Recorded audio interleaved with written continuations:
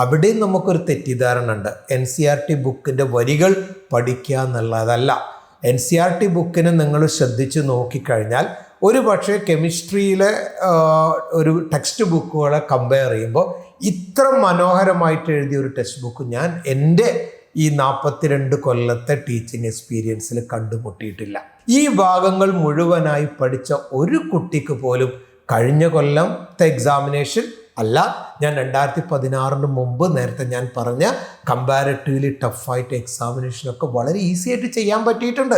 ആ ലെവലിലേക്ക് നിങ്ങളെ പഠനത്തിന് നിങ്ങൾ മാറ്റാൻ പറ്റുമെങ്കിൽ കെമിസ്ട്രി 100% നിങ്ങൾക്ക് ഓക്കെയാണ്. ഈ കഴിഞ്ഞ എക്സാമിനേഷനിൽ നീറ്റ് എക്സാമിനേഷനിൽ കേരളത്തിലെ ഫസ്റ്റ് റാങ്ക് എന്ന് പറയുന്നത് ഓൾ ഇന്ത്യയിൽ 109ാമത്തെ റാങ്കാണ്.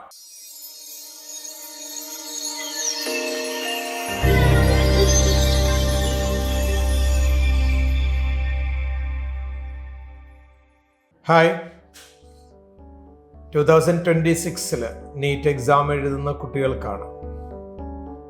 കഴിഞ്ഞ വർഷത്തെ chemistry examination, all over NEET examination comparatively ടഫാണ് എന്നുള്ള ഒരു അഭിപ്രായം ഉണ്ടല്ലോ. ഒരുപക്ഷെ കാലങ്ങളോളായിട്ട് ഈ ഫീൽഡിൽ വർക്ക് ചെയ്യുന്ന എന്നെ സംബന്ധിച്ചിടത്തോളം അതങ്ങനെ ടഫ് എന്ന് പറയുന്നതിൽ ഒരർത്ഥമില്ല. കാരണം 2020 ശേഷം നടന്ന, പ്രത്യേകിച്ച് കൊറോണയുടെ ശേഷം നടന്നല്ലോ, അവിടെ നടന്ന എക്സാമിനേഷനൊക്കെ പൊതുവേ അത് നമുക്ക് ഈസി ആയിട്ടാണ് എക്സാമിനേഷൻ വന്നത്. എങ്കിൽ അതിൻ്റെ മുമ്പ് 2016 മുന്നേ ഈ നീറ്റ് എക്സാമിനേഷൻ വരുന്ന, അതിൻ്റെ മുമ്പ് 2016 നീറ്റ് എക്സാം വരുന്നത്. അതിൻ്റെ മുമ്പ് all India medical entrance exam ഉണ്ടായിരുന്നു, കേരള മെഡിക്കൽ എൻട്രൻസ് എക്സാം ഉണ്ടായിരുന്നു, എയിംസിന് വേറെ എക്സാമിനേഷൻ ഉണ്ടായിരുന്നു. അന്നൊക്കെ വരുന്ന ആ ഒരു പാറ്റേൺ ഓഫ് ക്വസ്റ്റ്യൻ ആണ് ഈ പ്രാവശ്യം 2025 വന്നിട്ടുള്ളത്. എക്സ്പെഷ്യലി ഇൻ കെമിസ്ട്രിയിലൊക്കെ ആ ഒരു ലെവൽ ക്വസ്റ്റ്യനിലേക്കാണ് കാര്യങ്ങൾ വന്നിട്ടുള്ളത്. അപ്പോൾ അത് നമ്മൾ കഴിഞ്ഞ 2020 ശേഷം പഠിക്കാൻ തുടങ്ങിയപ്പോൾ കുറേ കൂടി ഡയറക്റ്റ് ക്വസ്റ്റ്യൻ എന്നുള്ളൊരു കൺസെപ്റ്റിലേക്ക് നമ്മളെ ആലോചന വന്നതുകൊണ്ട് മാത്രമാണ് ഈ പ്രാവശ്യം നമുക്ക് അത് കമ്പാരിറ്റീവ്ലി ടഫാണ് എന്നുള്ള ഒരു തോന്നൽ വന്നിട്ടുള്ളത്.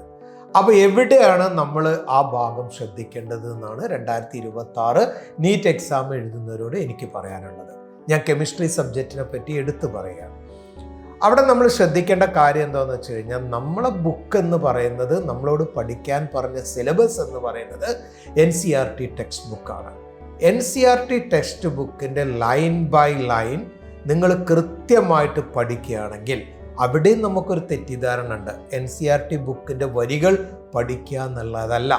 NCERT ബുക്കിനെ നിങ്ങൾ ശ്രദ്ധിച്ച് നോക്കിക്കഴിഞ്ഞാൽ ഒരു പക്ഷേ കെമിസ്ട്രിയിലെ ഒരു ടെക്സ്റ്റ് ബുക്കുകളെ കമ്പയർ ചെയ്യുമ്പോൾ ഇത്ര മനോഹരമായിട്ട് എഴുതിയ ഒരു ടെക്സ്റ്റ് ബുക്ക് ഞാൻ എൻ്റെ ഈ 42 കൊല്ലത്തെ ടീച്ചിങ് എക്സ്പീരിയൻസിൽ കണ്ടുമുട്ടിയിട്ടില്ല.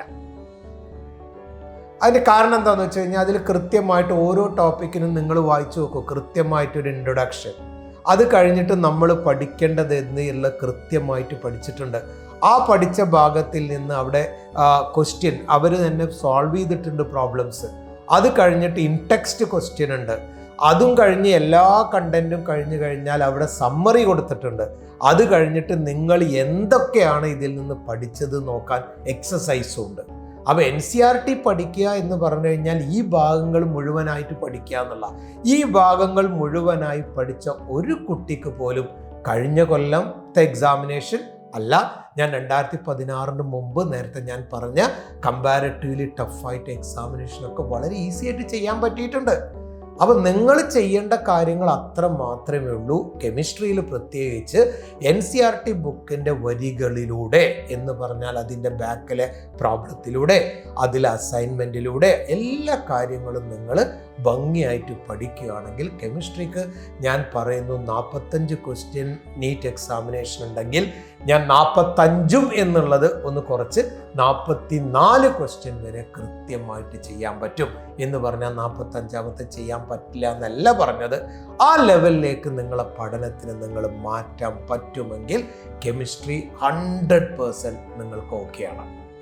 അപ്പോൾ അത് നിങ്ങളെല്ലാവരും മനസ്സിലാക്കി പഠനം ആരംഭിക്കുന്നേ ഉള്ളൂ. നമ്മളിത് തുടങ്ങുകയാണ്. നമ്മളിപ്പോൾ ഒരു ഉദാഹരണം കൂടി ഞാൻ പറയാം. ഈ കഴിഞ്ഞ എക്സാമിനേഷനിൽ, നീറ്റ് എക്സാമിനേഷനിൽ കേരളത്തിലെ ഫസ്റ്റ് റാങ്ക് എന്ന് പറയുന്നത് ഓൾ ഇന്ത്യയിൽ 109ാമത്തെ റാങ്കാണ്.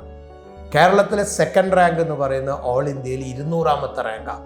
എന്ന് പറഞ്ഞാൽ എയിംസ് ന്യൂഡൽഹി, അതാണല്ലോ ഏറ്റവും നമ്മളെല്ലാവരും പ്രിഫർ ചെയ്യുന്ന ഇൻസ്റ്റിറ്റ്യൂഷൻ, ഒരിക്കൽ പോലും കേരളത്തിൽ ഒരു കുട്ടിക്കും അവിടുന്ന് കിട്ടാത്തൊരവസ്ഥയിലേക്ക് നമ്മൾ എൻട്രൻസ് എക്സാമിനേഷൻ മാറിക്കഴിഞ്ഞ വർഷം.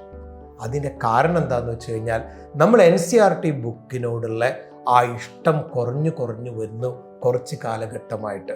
ആ NCERT ബുക്ക് നന്നായി പഠിച്ചവർക്കൊക്കെ തന്നെയാണ് ഏറ്റവും കൂടുതൽ മാർക്ക് കിട്ടിയത് എന്നുള്ള സത്യം മനസ്സിലാക്കി നിങ്ങളെല്ലാവരും ഇന്നു മുതൽ തന്നെ അതിലെ ഓരോ ലൈനിലൂടെ നിങ്ങളെ പഠനം കൊണ്ടുപോകണം എന്നാണ് എനിക്ക് നിങ്ങളോട് ആദ്യമായിട്ട് പറയാനുള്ളത്.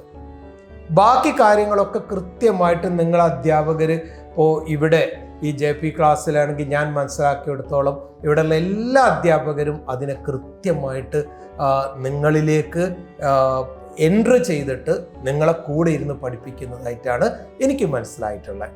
അപ്പം ഞാനീ പറഞ്ഞ കാര്യം നിങ്ങളൊന്ന് ശ്രദ്ധിക്കുക. NCERTയെ നിങ്ങൾ ഇഷ്ടപ്പെട്ടു തുടങ്ങുക, NCERTയിലൂടെ നിങ്ങളെ യാത്ര തുടങ്ങുക.